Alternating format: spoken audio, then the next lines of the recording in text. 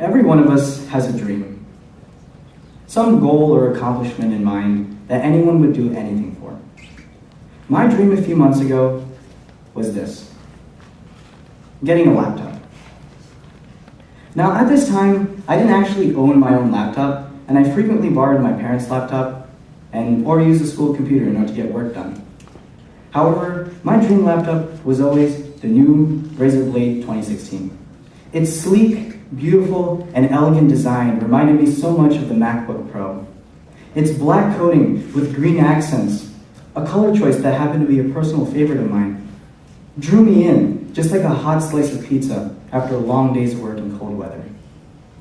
Its powerful CPU and discrete GPU were so enticing, I knew I had to do anything I could to get this laptop.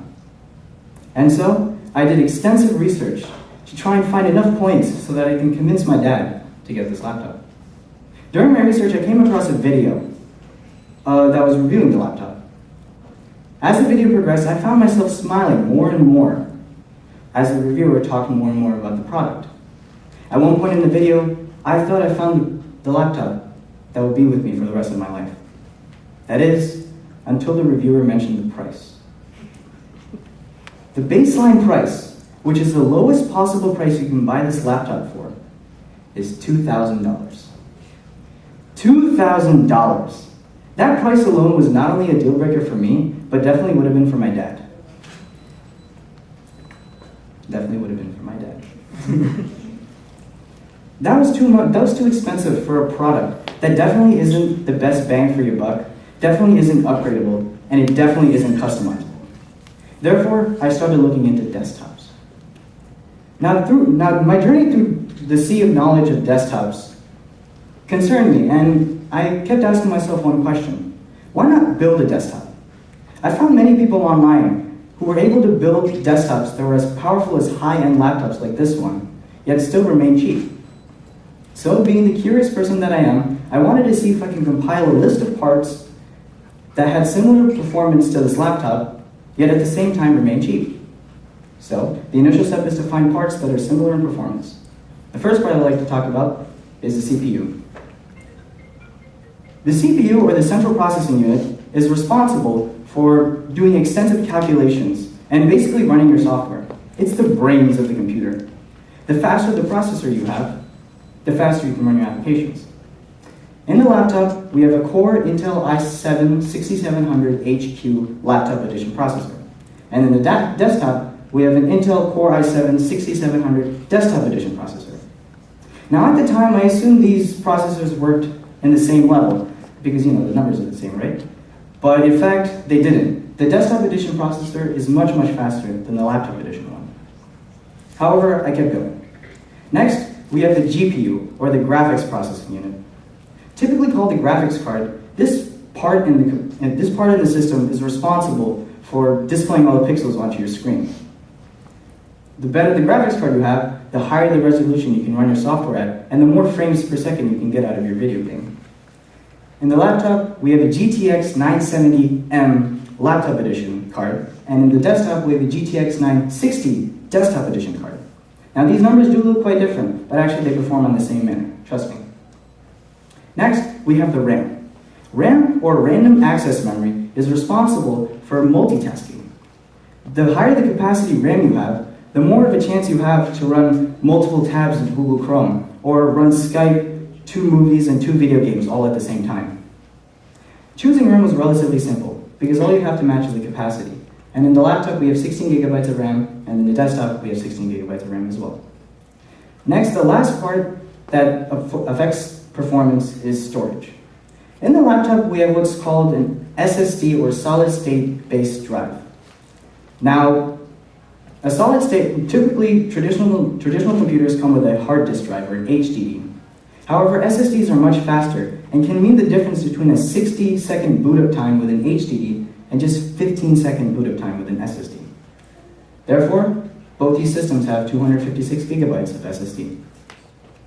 Now, in order to make the experience of buying this desktop as similar as to buying the laptop, I had to add a case, power supply, keyboard, mouse, Windows 10, wireless card, and a monitor.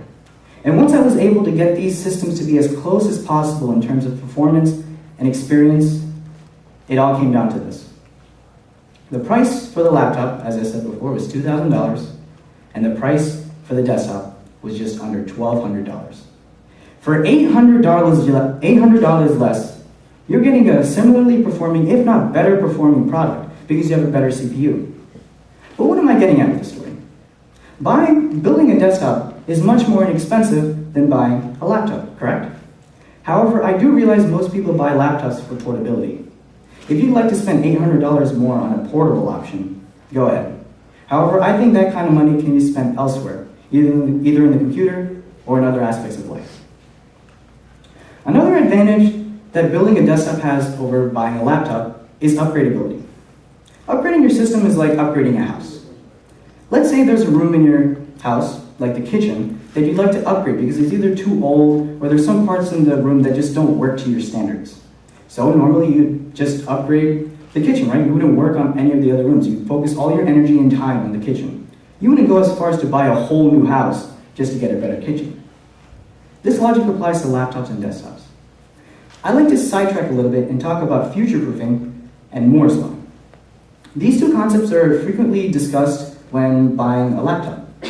Future-proofing is a concept in which we, the consumer, buy a very high-end product, use it for a certain period of time until it becomes obsolete. Now, during the period of time, the consumer can use the product to its full potential. Moore's Law states that processing power doubles every 2 years.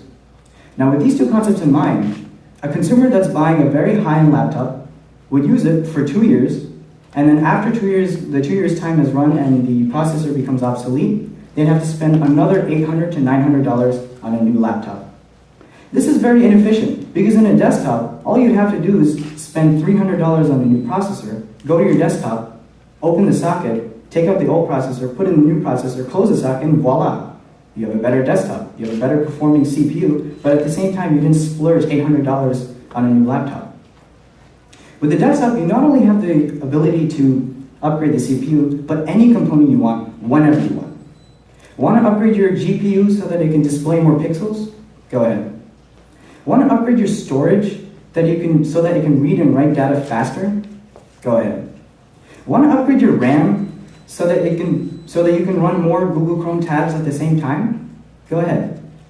This kind of process where you take out older parts and replace them with newer ones is a very common trend and becomes very important later in the future when better parts start to fall in price and become more affordable.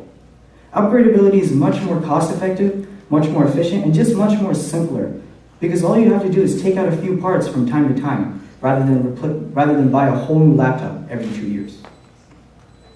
Another concept I'd like to talk about, or an advantage that a desktop has over a laptop, is customizability. Customizing your system is like buying ice cream. Let's say one hot afternoon, because we have such hot weather nowadays, you'd like to go and get some ice cream at Baskin-Robbins. Baskin-Robbins is famous for having a plethora of options to choose from. You can choose a cone or a cup to put the ice cream in. You can choose however many scoops of ice cream you want, and for each scoop, you can choose whatever flavor you want, and they have hundreds of flavors. Now, wouldn't it be boring if you had only 3 to 4 options to choose from, and you were just limited because the company just won't let your imagination run wild? That's the same with buying a laptop. When buying a laptop, manufacturers only give you 3 to 4 options with slight variations either in the CPU or storage. But with a desktop, you have the freedom to change any component you want whenever you want. One option I'd like to talk about is cooling. Laptops are infamous for being unable to cool their components in their laptop significantly or well, because the laptop has relatively little airspace between each component for ample airflow. Manufacturers have tried to come around this problem by installing fans so that cold air goes through the top and hot air is exhausted through the sides.